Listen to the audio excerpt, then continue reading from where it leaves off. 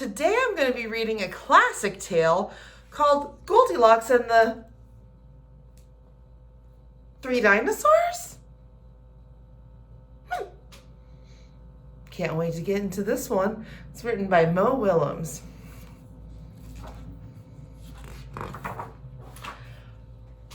Once upon a time, there were three dinosaurs. Papa Dinosaur, Mama Dinosaur, and some other dinosaur who happened to be visiting from Norway.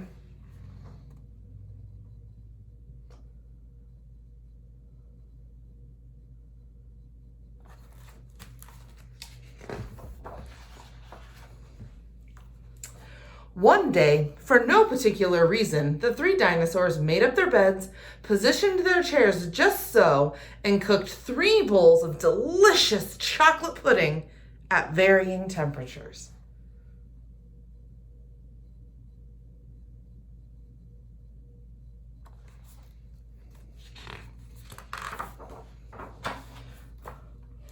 "Oh boy," said Papa Dinosaur in his loud, booming voice. "It is finally time to leave and go to the, someplace else." "Yes," continued Mama Dinosaur, "I sure hope no innocent little succulent child happens by our unlocked home while we are, somewhere else."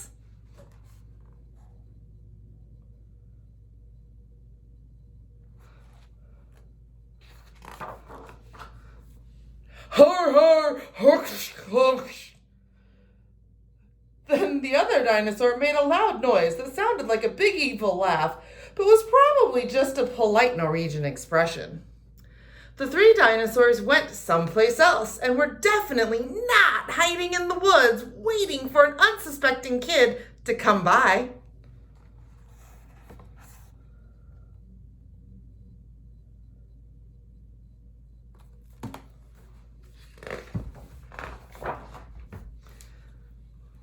Sure enough, 5 minutes later, a poorly supervised little girl named Goldilocks came traipsing along.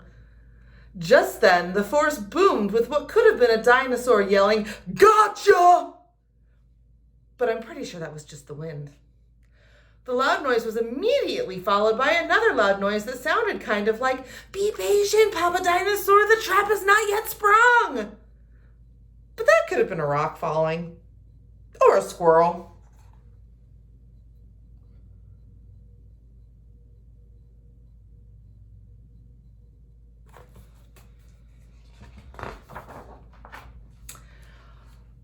Either way, Goldilocks was not the type of little girl who listened to anyone or anything.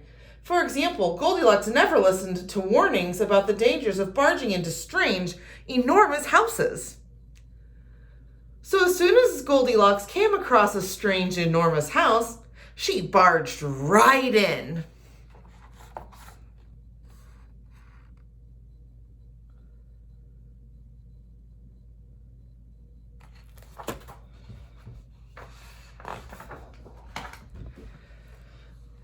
Inside, Goldilocks immediately smelled the 3 bowls of delicious chocolate pudding.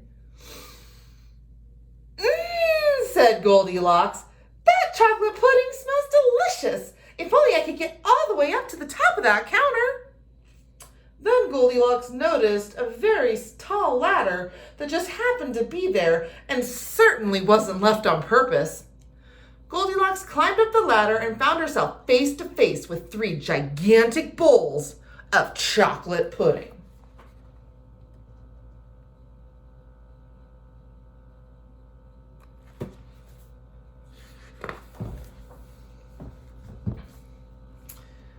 The first bowl of chocolate pudding was too hot, but Goldilocks ate it all anyway because, hey, it's chocolate pudding, right? The second bowl of chocolate pudding was too cold, but who cares about temperature when you've got a big bowl of chocolate pudding? Not her. The third bowl of chocolate pudding was just right, but Goldilocks was on such a roll by now, she hardly noticed.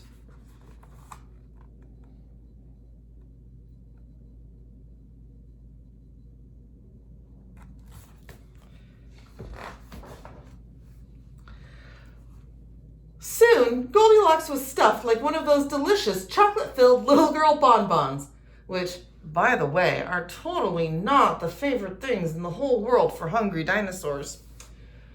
Tired and groggy, Goldilocks noticed 3 chairs in the living room, so she climbed down the ladder and walked out of the kitchen. The first chair was too tall. The second chair was too tall. But the third chair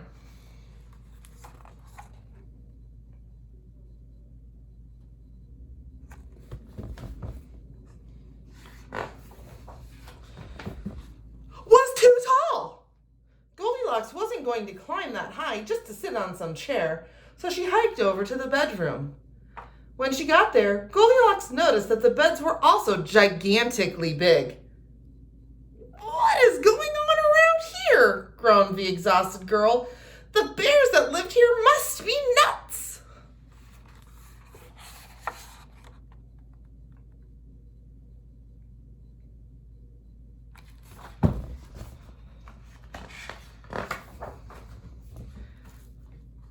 Just then, the room filled with a loud booming noise that was either a passing truck or a dinosaur gloating.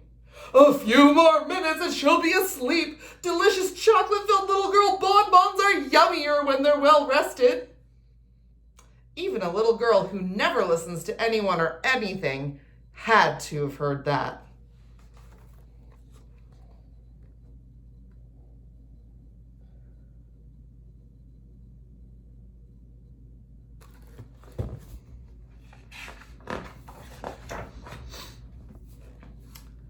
Goldilocks took a minute to stop and think, which was longer than she was used to stopping and thinking.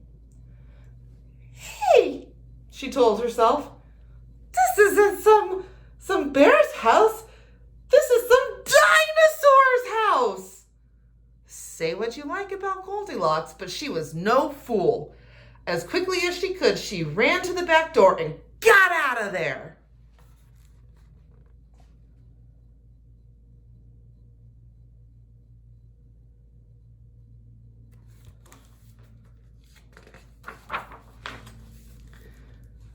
Just then, a loud plane flew by, which sounded pretty much like a trio of dinosaurs yelling, "Now!" or "Charge!"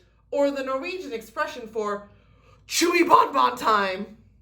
Suddenly and completely coincidentally, the 3 dinosaurs rushed through the front door, but they were too late.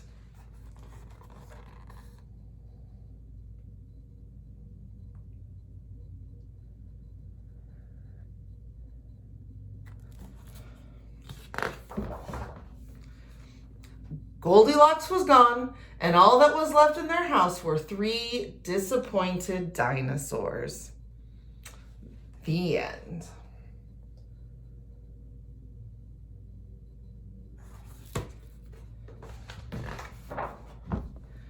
And the moral of the story is, if you ever find yourself in the wrong story, leave. That looks more like Goldilocks' story, huh?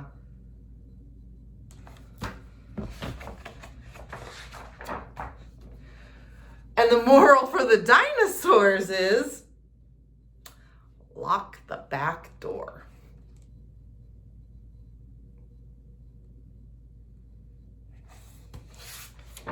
Well, I hope you enjoyed today's story. I know I certainly did. Goldilocks and the 3 dinosaurs.